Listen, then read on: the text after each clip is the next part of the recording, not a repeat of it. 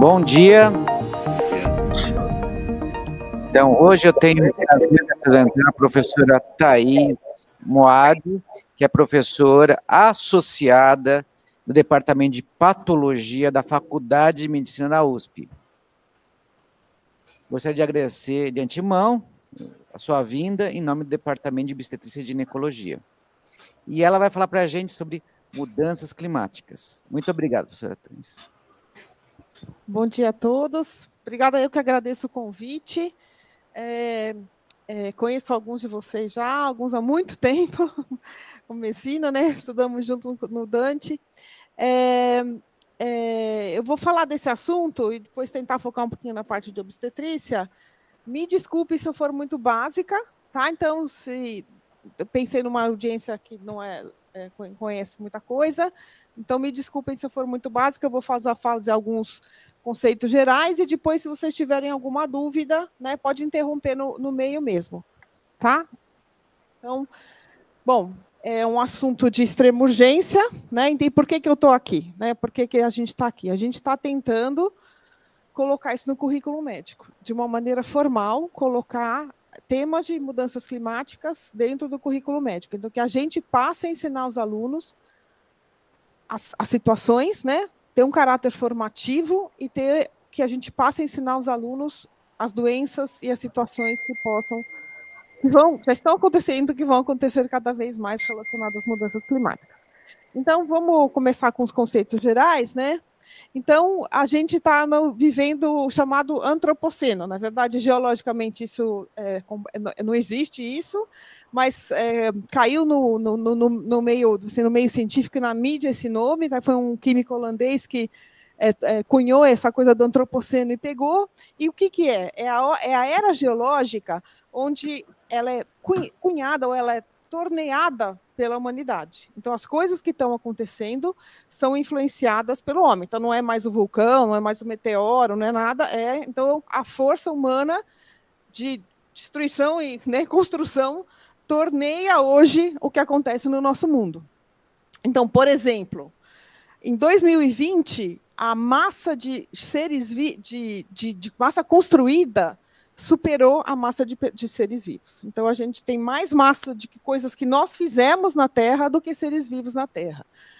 Por exemplo, a massa de plástico já dobra a massa de todos os animais terrestres e aquáticos. Então, a quantidade de resíduos que nós estamos gerando não tem, né? É imaginável, na verdade. Né? A gente está metido num grande rolo em relação a isso.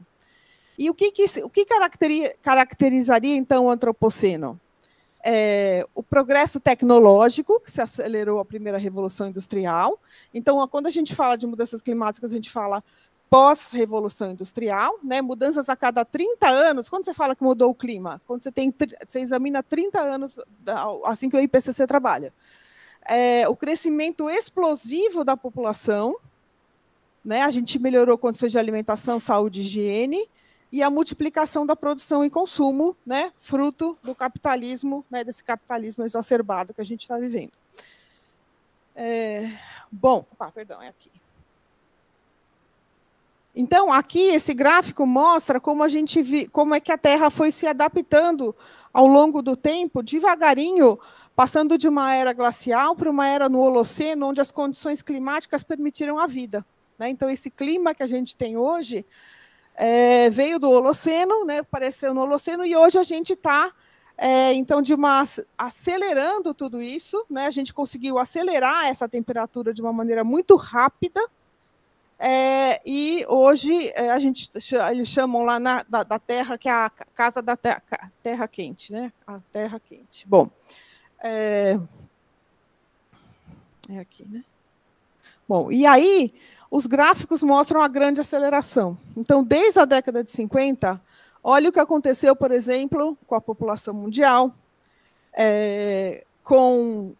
por exemplo, a emissão de carbono, com a emissão de NO2, com o uso de energia, com a população urbana que explodiu, com o uso de fertilizantes, por exemplo, a temperatura da Terra, né, que é isso que o IPCC, que a gente tem medido, a acidificação dos oceanos, o uso de água doce, a produção de papel, a captura de peixes, olha que, né, como foi a gente tem tido realmente uma aceleração enorme em todos esses recursos, né? Então a gente está esgotando todos esses recursos. E então isso começou, essa situação de esgotamento de recurso, perda de biodiversidade, aumento da temperatura, já se começou a ser sentido desde a década de 80, e foi formado, então, o IPCC. Quem não sabe o que é o IPCC? Nunca ouviu falar? Todo mundo, né? Então, pronto. O IPCC é o órgão que, então, desde 1988, tem guiado a comunidade científica em relação às mudanças climáticas. Foram feitos 6 reports, tá? Então, esses reports são importantes por quê? Porque ele reúne o conhecimento científico, eles trabalham sobre nível de evidência, e eles guiam as políticas internacionais em relação às mudanças climáticas, né? Lembrar que na década, logo que começou o primeiro report, teve um grande, quem é mais velho com certeza vai lembrar, teve um grande ataque negacionista, né? Não sei se vocês lembram no jornal, falava, mas será que o cientista está certo? Né? Então, a indústria fóssil, assim como fez com o cigarro, assim como faz com a alimentação e o plástico, pagou os cientistas, né? Cientistas que eram pagos para bugar, né, ao conhecimento, então, das mudanças climáticas, né? É uma tática usada constantemente de colocar em dúvida o conhecimento científico. Isso acho que atrasou muito as nossas medidas, né, de mitigação do impacto que a gente tem que tomar.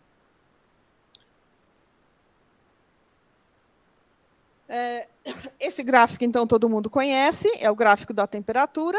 Ele começa, a temperatura é a surface, que eles falam, da superfície da Terra, que leva em consideração a temperatura do mar e a temperatura da Terra.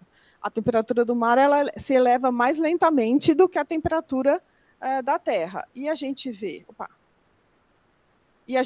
aqui, então, que a partir, né, da década de 50, aqui começa a subir a temperatura, e principalmente por causas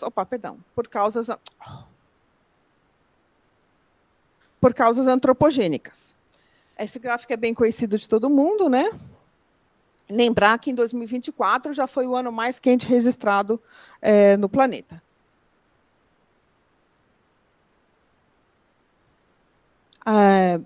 Quando você olha para trás, a gente vê que nunca houve uma temperatura que passou 2 graus, né? Que a gente está batendo, né? Se prevê, se a gente continuar no ritmo que a gente está, se a gente não tomar nenhuma atitude mais drástica, a gente vai bater 2 graus acima do que a gente vai chegar em 2 graus. A gente já subiu 1,1 grau e a gente vai chegar em 2 graus. Isso nunca aconteceu desde que se entende sobre a temperatura da Terra. Acho que todo mundo sabe, né, o que são os gases de efeito estufa, né? Então, são o aumento da emissão desses gases, principalmente o CO2 e o metano, eles fazem com que a luz seja mais absorvida e seja retida. Então, a gente acaba ficando a Terra vira uma grande estufa, por causa da difração da luz ficar menor, essas moléculas absorvem a energia. CO2, a gente, no Brasil, principalmente o uso da terra e agropecuária, né, diferentemente de outros países. E o metano vem muito, a cidade é muito culpada pelo metano, né, a gente emite muito metano por causa do nosso tratamento inadequado de resíduos. Quando a gente manda o nosso resíduo misturado para o aterro, orgânicos com plástico, com etc., vai ter uma decomposição anaeróbica que gera metano. Então, os lixões são grandes hotspots de metano na cidade. E o metano ele é 50 vezes mais potente na sua força de gás de efeito estufa. Né? Então, aqui no Brasil, né, a gente tem a questão da mudança do uso da terra, que é 46% responsável pela emissão de gás de efeito estufa, ou seja, desflorestamento, queimadas, uso de terra para fazer pasto, né? Então, o gado tem uma grande contribuição, né? Por isso que todo mundo, a gente, né, apela para as pessoas comerem menos carne vermelha, e a agropecuária sozinha também, né? O jeito que a gente faz a nossa a nossa agricultura intensiva, com grande uso de monoculturas, fertilizantes, etc., contribui para as mudanças climáticas. Bom, vivemos, então, aumento da temperatura da superfície da Terra, né? Então, desde 1957 subiu 13 graus. A gente tem mudanças no ciclo global da água, né? Então, a gente está vendo mudanças no regime de chuvas, diminuição das geleiras e coberturas de neve, né? Então, lembrar que a geleira diminuindo vai aumentar o nível do oceano, né? Isso já está previsto, depois vocês vão ver, aumento do nível do ar e acidificação do oceano. Quando o oceano absorve CO2, né? Parte do CO2 é absorvido pelo oceano. Quando você tem mais oceano, quando você tem mais CO2, você absorve isso mais no mar e leva à acidificação dos oceanos. Qual que é a consequência que a gente já vê hoje da acidificação? Hã? Não. Também você muda todo o plâncton, mas tem uma bem importante, alguém sabe? A morte dos corais, né? A morte dos recifes de corais na Austrália é decorrente dessa acidificação dos oceanos. Bom, e aí a gente está atingindo o que eles chamam de tipping points, né? Que são pontos de não retorno. E quando esses pontos de não retorno chegam, eles vão causar, eles vão fazer o tipo de um efeito dominó, que a gente não sabe muito bem o que é ainda. O exemplo que está mais perto da gente é a Amazônia, né?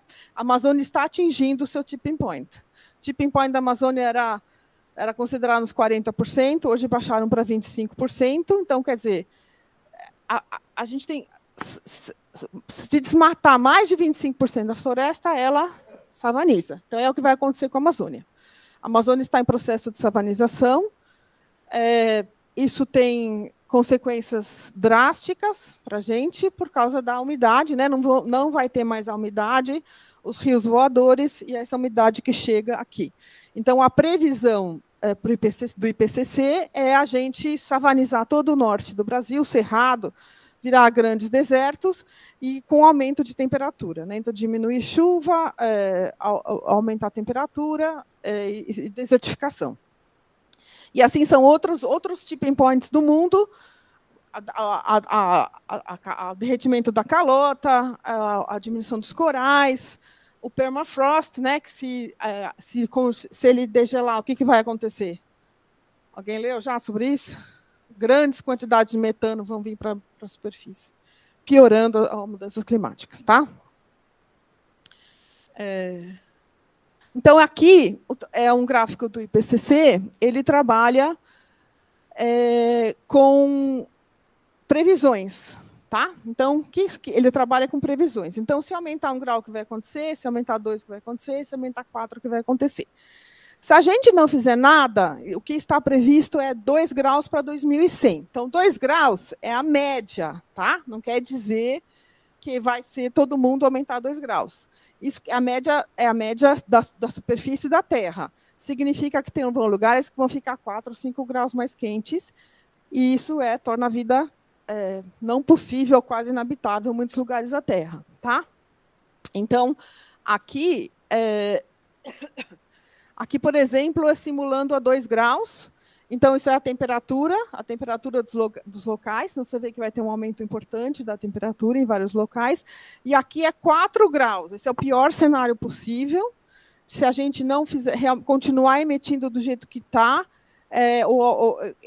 o cenário de 2100 chegar a 4 graus, a Terra vai ficar praticamente inabitável. Então, a gente tem que trabalhar com a questão do net zero rapidamente, né? O IPCC lançou um report só sobre 1,5. Se a gente conseguir baixar o net zero rapidamente, a gente não passa de 0,5 grau. Mas se continuar do jeito que está, a gente vai passar. Já está passando, na verdade, né? E num cenário de 2 graus, que é o cenário mais realista, a gente vai estar, como nós vamos estar aqui, tá? Essa parte do Brasil, onde nós estamos, que a gente já está vivendo isso, na verdade. Mais quente, com mais extremos hídricos ou mais precipitações. Isso é o que se espera aqui para a nossa região, enquanto que para a região norte do país você vai ter mais quente e seco, ou mais quente com extremos hídricos. Tá? Então, é isso que é o futuro da nossa região. E o IPCC, muito preocupado com isso, lançou um report agora de 1,5%. Então, simulando o que acontece se a gente passar, ou se a gente segurar, ou se a gente não segurar 1,5%. E se a gente passar 1,5%, eles têm os levels of concern, né? Onde eles, por exemplo, tá ruim de ler, né? Então, ó, os riscos aqui, esse aqui é interessante. Quais são os riscos que a gente vai sofrer? Os corais, os mangues, nem eu consigo ler, a região ártica, os sistemas ecoterrestres, as enchentes de costas, as enchentes dos rios, a agricultura, né, o quanto que você consegue colher, o turismo, quanto vai sofrer, e aqui, ó, a mortalidade relacionada ao calor. Então, são todos níveis de preocupação que a gente vai ter que ter, caso a gente não... que já estão esperados, né, são tudo high grade, moderate high grade de evidência, que a gente vai ter caso não consiga diminuir as emissões. Vou pular isso aqui, está ruim de ler. Tá? E a gente, então, está rompendo todos esses limites planetários. Mudanças climáticas, estamos acidificando o oceano, estamos acabando com a água doce, estamos perdendo os nossos habitats naturais, principalmente o uso da terra. No Brasil, a gente tem o gado como grande vilão da história, né? E o uso intensivo de solo, por exemplo, destruindo o cerrado para plantar soja. O ciclo do nitrogênio e fósforo, a gente usa fertilizante de uma maneira errada ou abusiva, isso acaba contaminando o solo e as águas, então o ciclo do nitrogênio e fósforo está totalmente roto, assim, tá em perigo. Isso causa eutroficação da água, degradação dos solos, e toda a sopa química que a gente vive, né? Então, toda essa sopa química, que acho que aqui tem uma relevância para vocês mais do que importante do que tudo, os agrotóxicos, dioxinas, metais, droga, que provavelmente, né, estima-se que tem 140 mil produtos químicos. Quantos desses a gente sabe que são tóxicos? Deve ser uma minoria. A indústria ela coloca no mercado produtos que ela não é obrigada a fazer estudos de segurança. Então, por exemplo, a questão dos plásticos, que eu tenho estudado mais, quando você compra um plástico, o plástico não é só o polímero, são milhares de aditivos que são colocados dentro do plástico, que dão as suas características especiais a cada plástico.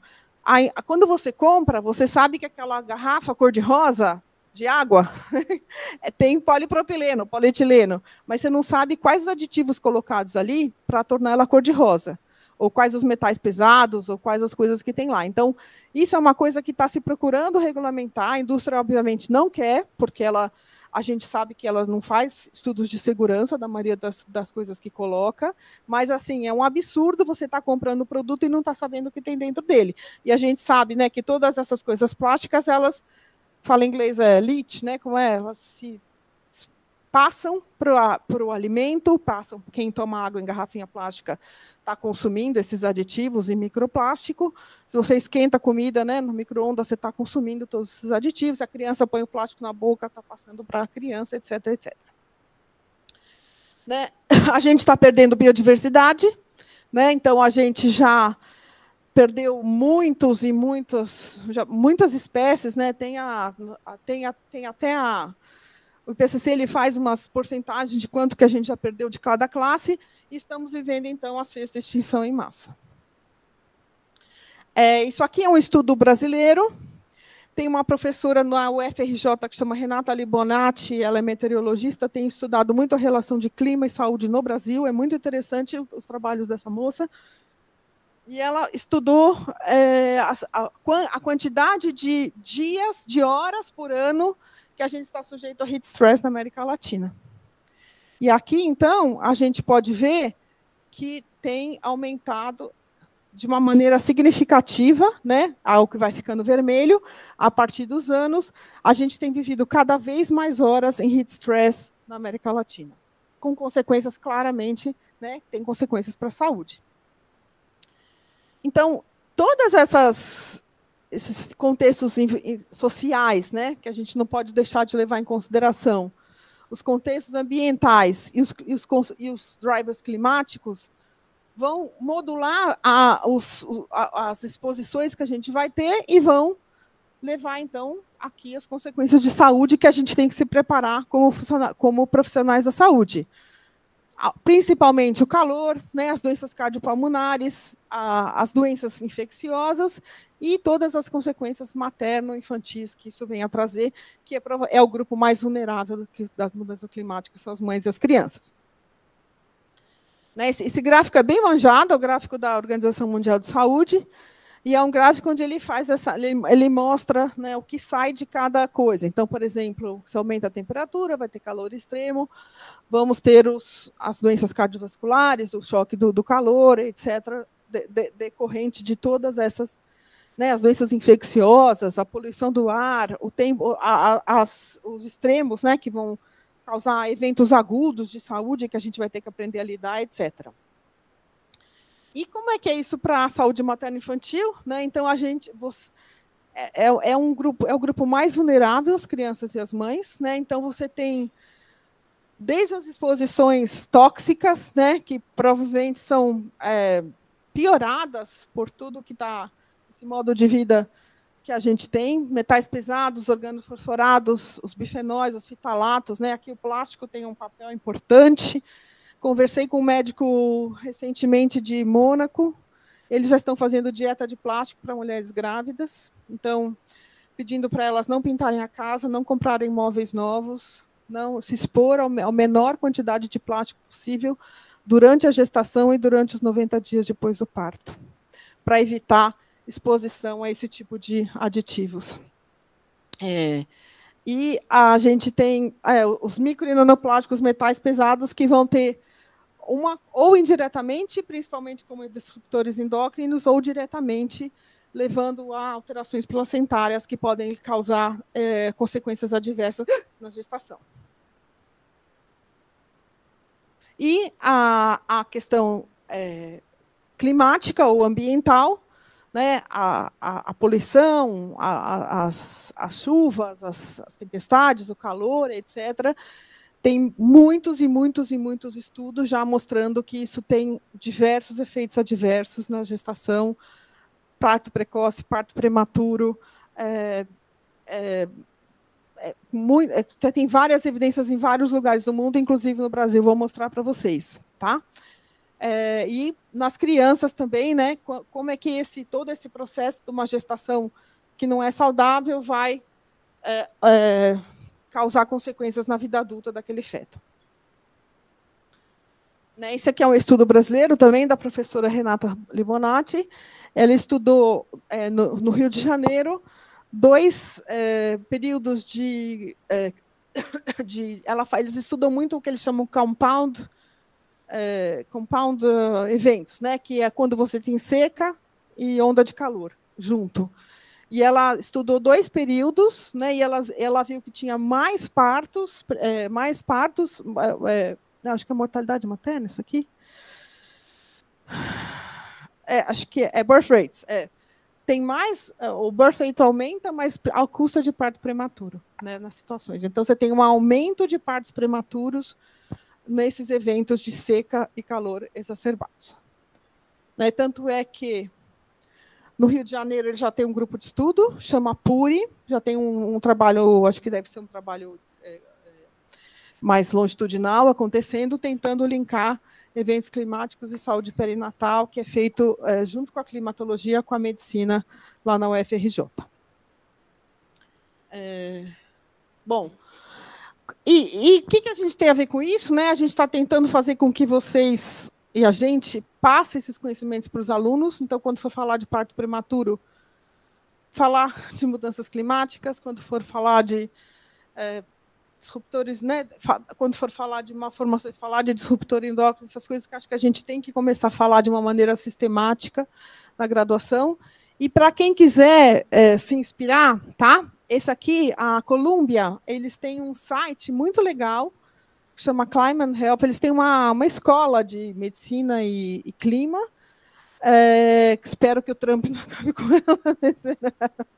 Mas eles têm vários e vários exemplos. Então, eles têm slides, eles têm discussões de caso que estão disponíveis para qualquer um aqui. Então, por exemplo, eles têm uma aula, são vários slides sobre choque térmico e gravidez. Então, se alguém quiser se inspirar para dar uma olhada, tem muita coisa já na internet, muita coisa já disponível, muito conhecimento. Quem gera esse conhecimento acaba disponibilizando, né? Conhecimento importante de ser disponibilizado.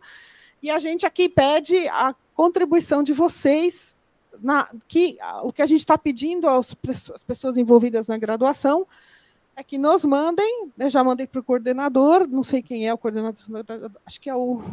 Bom, o coordenador da graduação já recebeu isso, que nos mandem como vocês pretendem inserir isso, é um pedido da comissão de graduação, que temas, como vão cobrar, como isso vai ser colocado, a gente espera que isso venha de vocês, eu acho que se a gente conseguir compilar, nós vamos ser a primeira escola do país fazendo isso de uma maneira sistemática.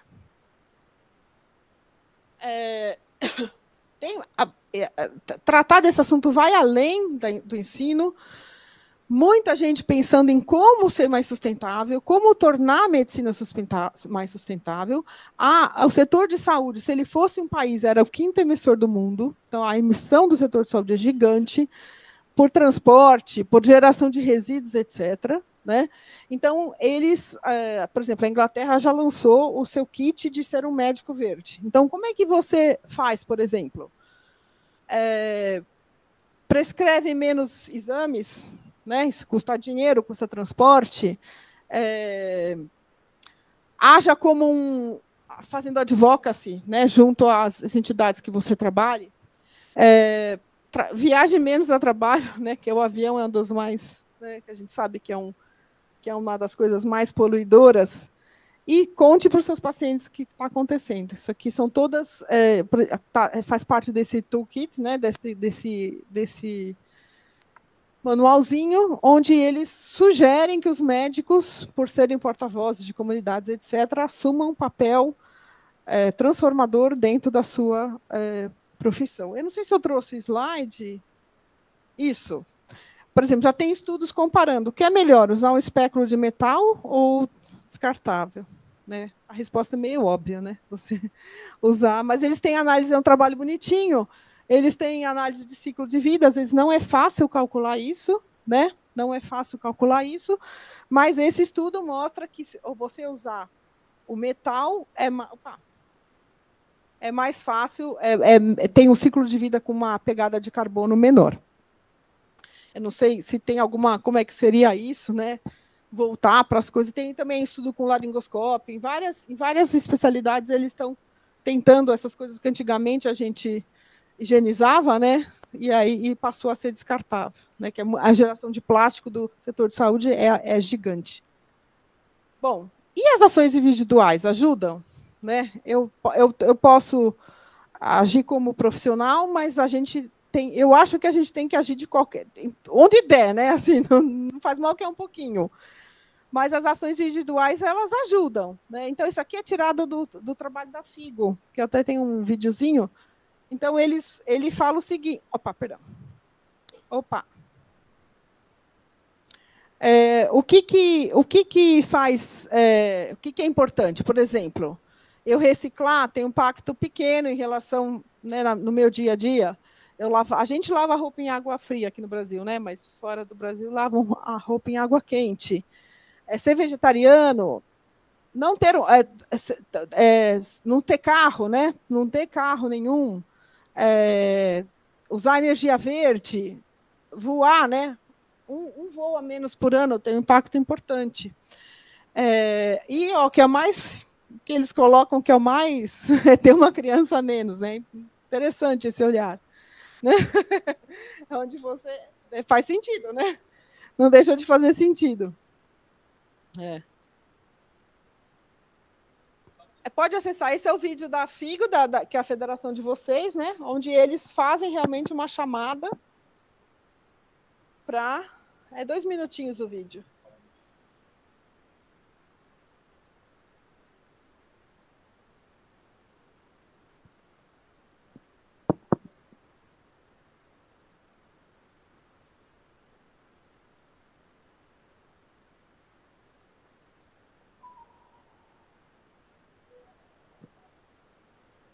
Se não der, não tem problema, gente. 2 minutinhos, não tem problema nenhum.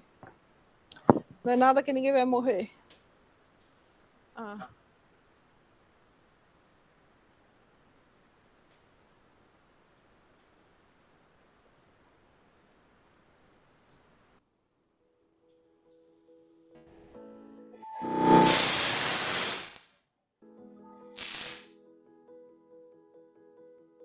Hello, I'm Linda Giudice, Chair of the Committee on Climate Change and Toxic Environmental Exposures. I'm Dr. Jean Connery, President of the International Federation of Gynecology and Obstetrics. I am Santosh Pandapati, a maternal fetal medicine physician from Los Gatos, California. My name is Tracy Woodruff, and I'm the director on the Program on Reproductive Health and the Environment and the Earth Center at the University of California, San Francisco. At FIGO, we have issued a call to action. The climate crisis has serious and adverse impacts on women's health. The climate crisis disproportionately affects the health of women, children, and vulnerable populations, including pregnant women, communities of color, and low-income communities, and low-income countries. And we speak with a united voice.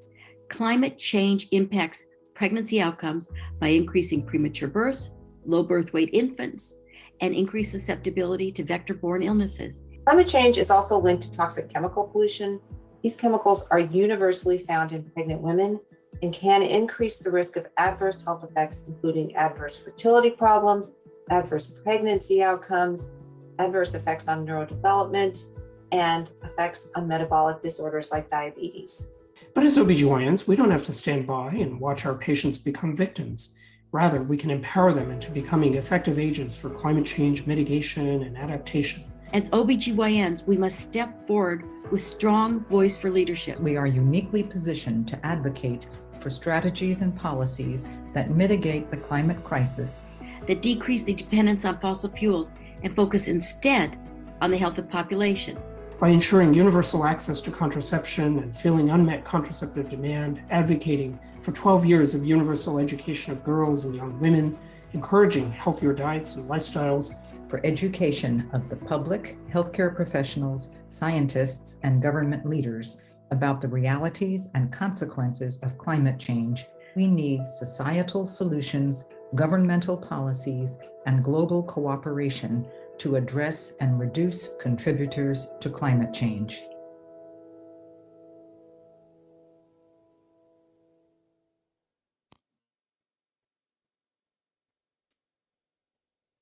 Acho que era esse meu último slide. Eu queria só agradecer o convite de novo e estou aberta aqui para as perguntas que vocês por acaso têm.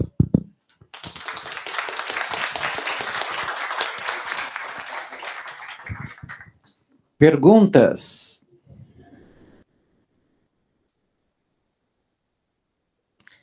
Gustavo, por favor. Thaís, parabéns, muito bom. Assustador, né, inclusive. Um dos problemas que a gente tem é essa questão da politização da ciência, né? A gente aqui no Brasil sofreu muito isso, vamos dizer assim, no movimento de descredibilizar o que o cientista fala. E o pessoal do clima, eu acho que vive isso de forma muito mais aguda, né, do que a saúde. A gente já viu os efeitos da saúde. O que você acha que pode ser feito para tentar reverter isso, né? Porque quando você vê os dados e os dados mais concretos, você vê as coisas acontecendo, alguém fala assim, mas não deve ser verdade, né?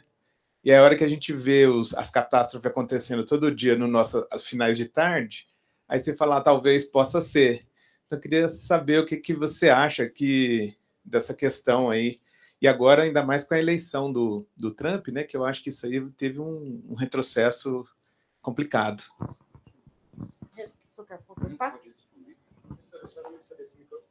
Não preciso? Ah, tá. Votar bem. Não fizer o que a gente fez em 2018, né? Que foi o que aconteceu, né? Estamos onde estamos porque acho que durante a Covid a ciência foi muito colocada em pós por conta... Tinha um presidente que falava que não precisava se vacinar, né? Então acho que a gente tem que rever em que a gente vota, votar bem, escolher bem que a gente vota. Professor Braca. Professora Thaís, parabéns, viu? Um tema extremamente importante.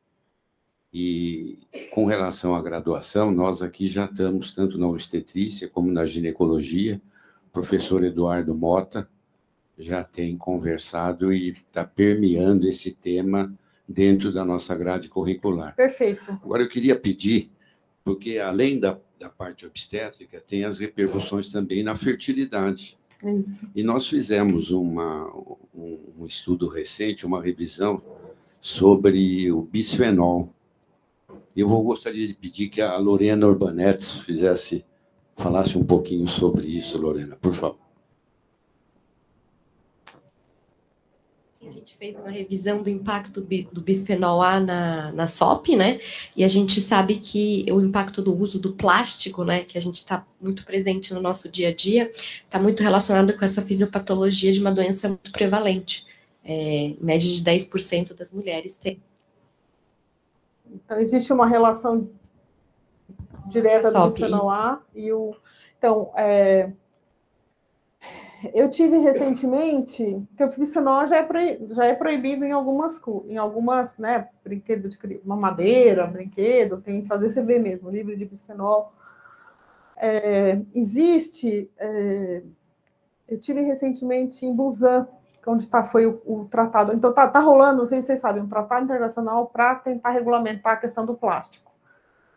Acessar a poluição plástica, acessar o que muitos países querem, que é como a COP, né? Você tem os países que não querem parar a produção, né? Então, regulamentar a produção do plástico não essencial, que os países petrolíferos bloqueiam o tratado, como assim como bloqueia o Tratado do Clima, é bem parecido. E a outra coisa são esses químicos de preocupação, né? Então, a gente proíbe... O bisfenol faz parte de uma família, que tem o bisfenol B, ou não sei quem, tem um grupo de substâncias. Você proíbe o bisfenol A, o que eles fazem? Põe o bisfenol B.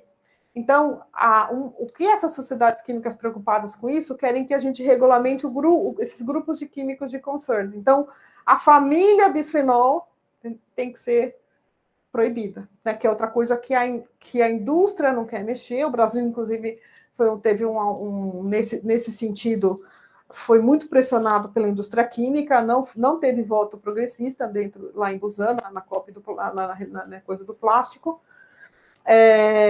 Mas assim, né, a gente tem que entender, né, que isso não é né, que tem milhares desses que... Né, e a indústria, não sei por que, não coloca, né? Não coloca. Então, a gente tem que regulamentar isso, de saber o que são esses aditivos. Isso é uma coisa interessante também, que é um conhecimento que está fora da academia. É muito interessante isso. A questão do plástico, a indústria sabe mais que a academia. Eles, né, quem sabe a composição, você não sabe, você não tem acesso à composição. Eu conheço um professor que ele é químico, a gente se mata para tentar identificar a composição de um produto, sendo que quem tem que saber mostrar isso para a gente é a indústria que faz, né? Então, isso, para mim, a questão dos aditivos é até mais grave que a questão do microplástico, né? Em relação a essa saúde fetal, reprodutiva e fetal. Olha, professor, isso é tão importante que o nosso grupo, que chefiado pelo professor Baracá, junto com a Lorena, nós fizemos 2 publicações.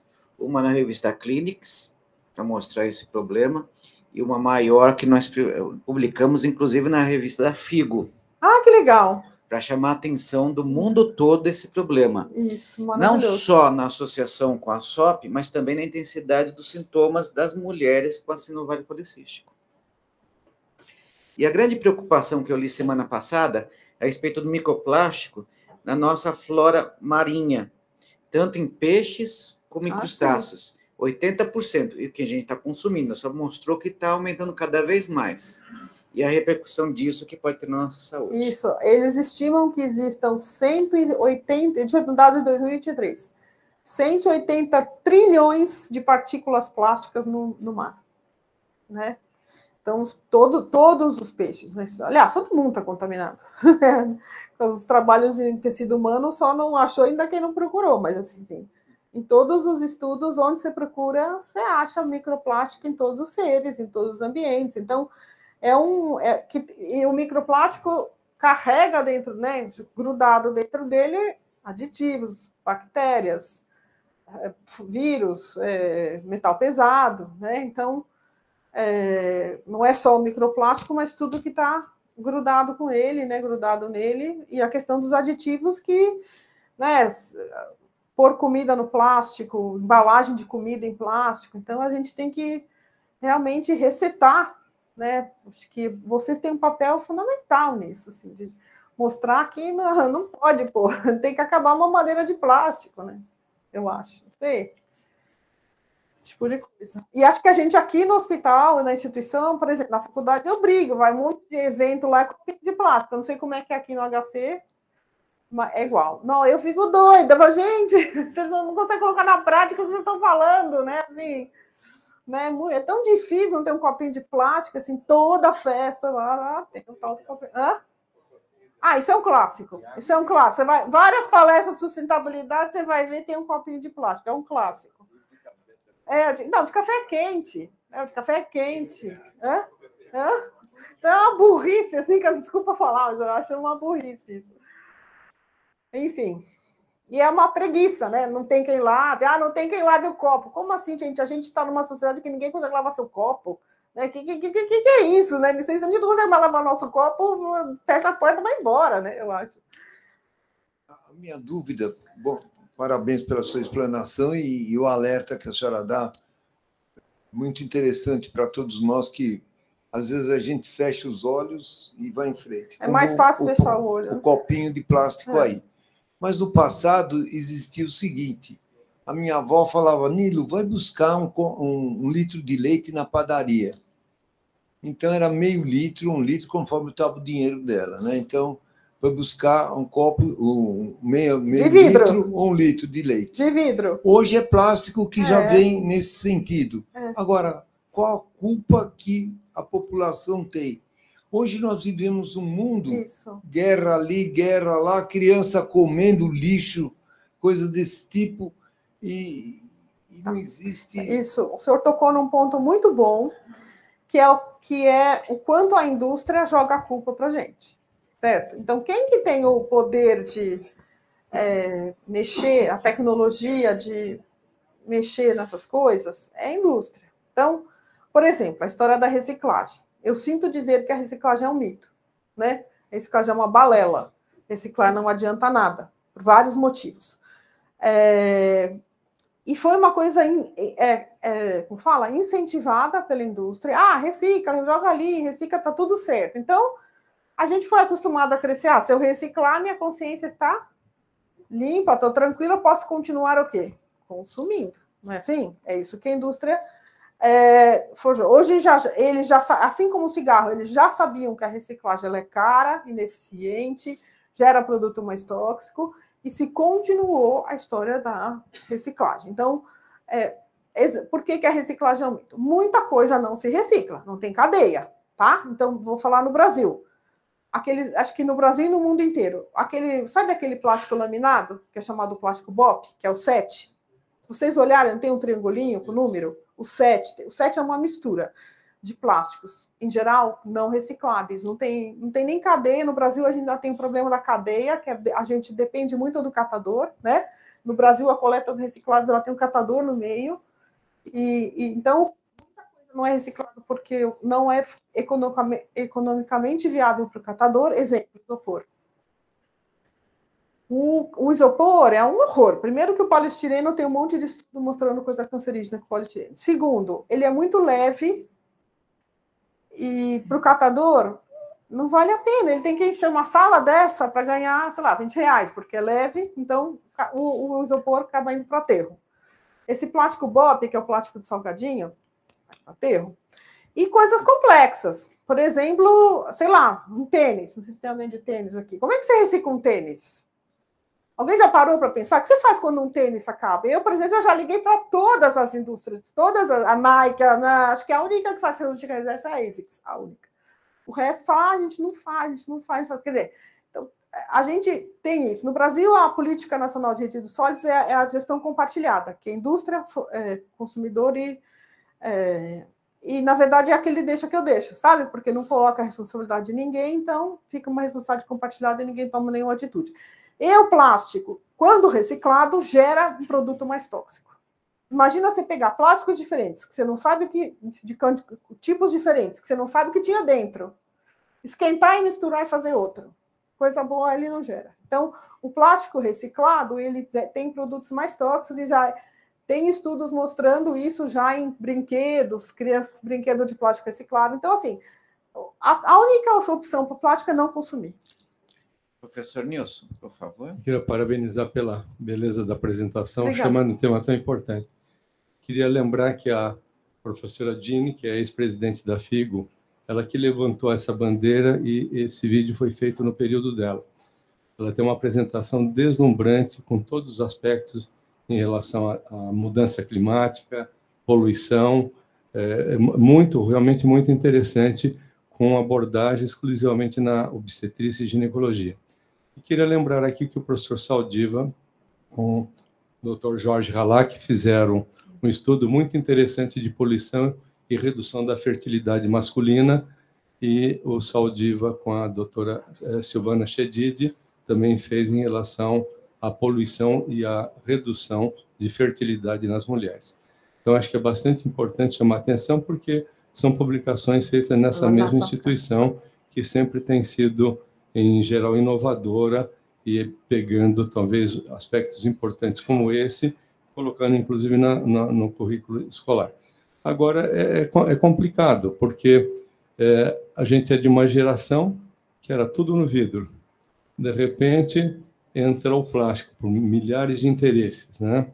Então, a reciclagem do vidro, que antigamente era até mais vantajosa, né? Isso. Você comprava um determinado produto em garrafa e você fazia a troca pela garrafa, né? Então, economicamente, seria muito mais vantajoso. E é difícil, realmente, levar à mudança da mentalidade, leva muito tempo. E que eu acho que cada um de nós devemos pensar a quantidade que nós geramos de lixo nas nossas casas hoje.